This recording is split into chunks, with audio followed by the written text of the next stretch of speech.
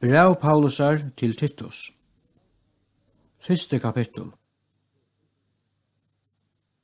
Paulus, tjenare Guds og apostol Jesu Krist, til at virka trygg tja hinnom utvalde Guds og kunnskap sannleikan som hører til Guds øtta.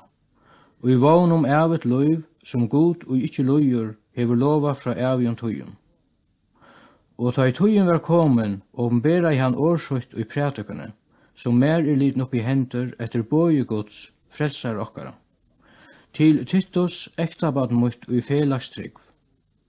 Nøye og frier fra gode, feir og Kristi Jesus frelsar okkara.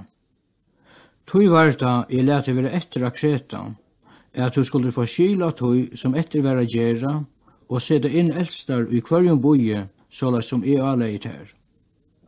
Anker som avlastande, mever einar kvinno og hever tryggvande bøten, som ikkje hava ringt år av seg, for å skykkeligt løyv, eller trask.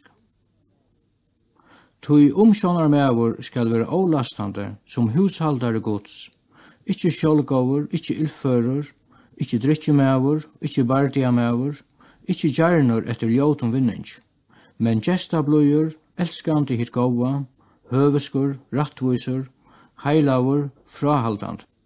Ein og heldur fast vi hitt truverda år etter lærerne, for at han kan være fyrir begjad aminna vi hinn I heilnam og lære, og at teppa tei som sier imot. Tøy mong som ikkje vilja vite av reie, som færa vid tomon tåse og leia I vidlo. Særlig til at hei av omskjeringene.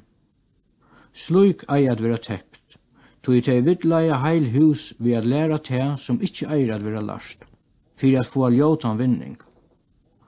Ein tarra, ein av tarra egne profetum, hever sagt, kretingar alltid lignarar, óargadur, letebukar.